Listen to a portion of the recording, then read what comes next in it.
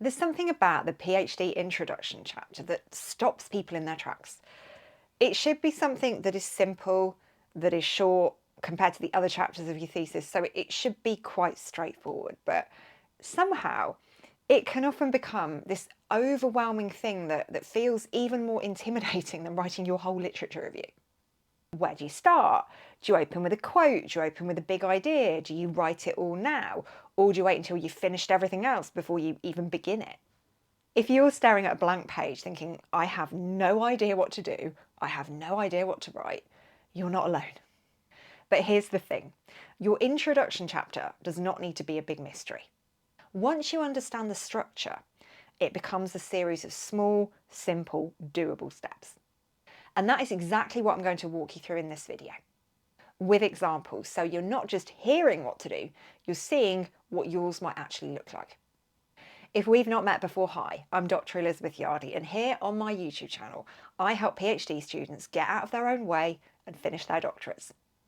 I share practical, down-to-earth advice to help you actually do something today and get words on that page. If that sounds like something you need, hit the subscribe button and we'll do this together. Now, there's one thing that I want to say before we get into structure. You don't need to write your entire introduction chapter now, okay? You just need to draft it. Your project will shift, your focus will change. And if you put loads of effort and spend hours or days or weeks writing a lovely polished introduction chapter now, you might have to just dismantle all that. You'll probably have to throw half or more of it away later. Instead, what you need is a solid working draft. Something you can build up, something you can refine as you go. And in this video, I'm going to show you how to do that. Here are 6 basic main parts of an introduction chapter. First up, opening. Start your chapter with a small, impactful opening.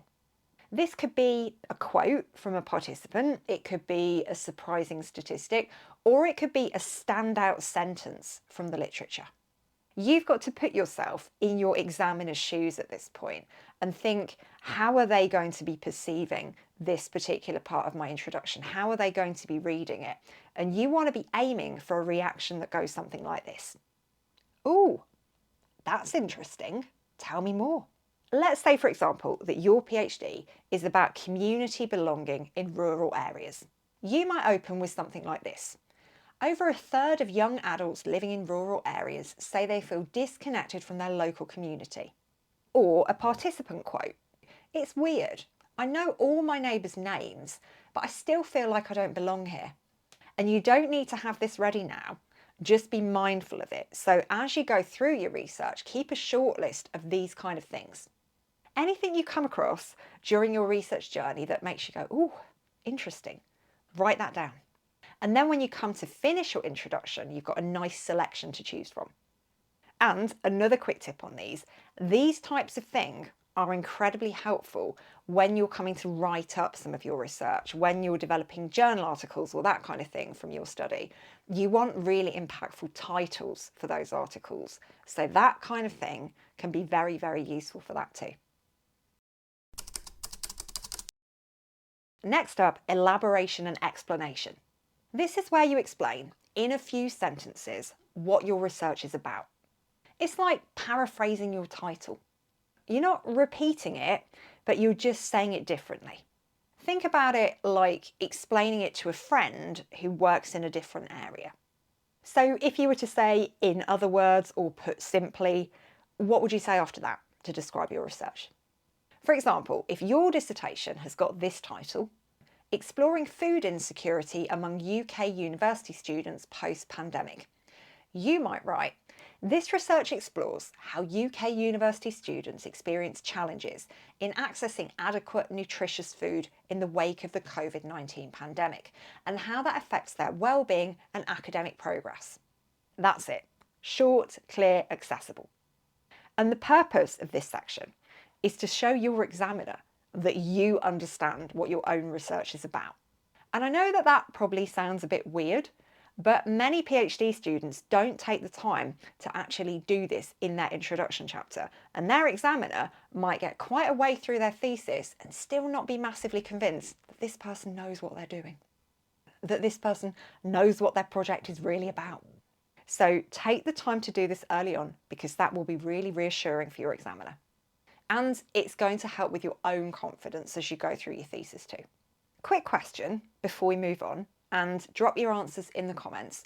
What part of your introduction chapter are you stuck on? Is it the aims and objectives? Is it the so what? Is it the opening sentence? Drop it in the comments and I'll see if I can help you out. Whilst you're down there, if you love our videos, if you want to support our channel, you can put a few pennies in our virtual tip jar by clicking on this thanks option right here. Not a lot of people know that this exists, and to be perfectly honest, I only discovered it myself when somebody sent us a thanks and I was like, what's that? Who knew?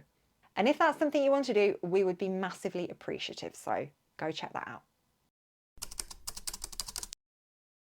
Next up, aims and objectives. Let's get this straight. Aims are what you want to achieve. Objectives are the things you'll do to achieve your aims. Your aims are all about the why, your objectives are all about the how. And what I think is a good rule of thumb is to have 2 or 3 aims and between 3 and 5 objectives. And you need to use active verbs, okay? So avoid vague things like look at or study. Use words that are actually going to describe what it is you're doing. For example, if you're doing a PhD on how women with ADHD experience healthcare, you might have the following aims: to investigate how women with ADHD experience diagnostic and support processes in UK healthcare settings, to generate insights into how healthcare services can better meet their needs. Your objectives might be to outline women's lived experiences of seeking ADHD diagnosis and treatment, to analyse how patients interpret their interactions with GPs, specialists and support services, to review perceived barriers and facilitators to accessing appropriate care, and to suggest improvements to enhance service accessibility and inclusivity. You can also think of your objectives as a sandwich. You start with something simple and descriptive, then you've got a nice, thick, juicy filling, which is critical and analytical, and then you top it off with something practical or forward-looking. Next up, the so what section. Why does your research matter? Who needs to hear what it is that you're saying? And this is where you clearly and confidently justify your topic. For example, if your PhD is on the use of social media in youth activism, you might say something like this: this research is significant in the context of growing concern about young people's civic disengagement. It explores how digital platforms are used to organise, communicate and create identity around political causes. As political participation shifts into new forms, this study provides evidence that can inform youth engagement policy, media literacy education and platform governance. When you're putting together your so what section, ask yourself these questions. What issue is this research responding to? Who is affected by it? What might change because of it? This section helps your examiner see that you are thinking beyond your own project, that you can understand the bigger picture.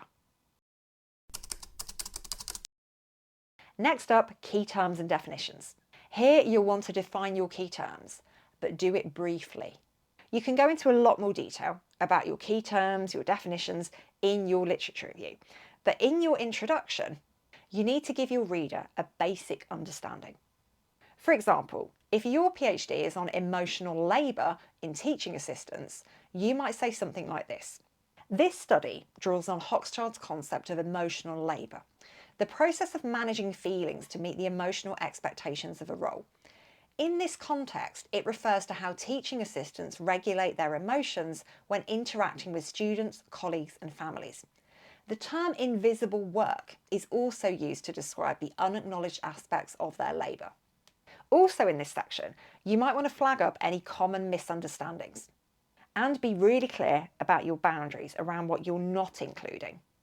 I'm looking at pine furniture. This does not include oak furniture. Bad example. Anybody doing a PhD on furniture? Probably not. Okay, so young people, aged 18 to 21. Okay, that does not include people who are under 18 or over 21. Or if you're a criminologist and you're doing a PhD on vehicle theft, you might want to specify in this section that you're looking at the theft of vehicles specifically. You're not looking at the theft of items from vehicles. And you might say that you're looking at the theft of cars specifically, and you're not including motorcycles in that. That's a bit better than the furniture example, isn't it?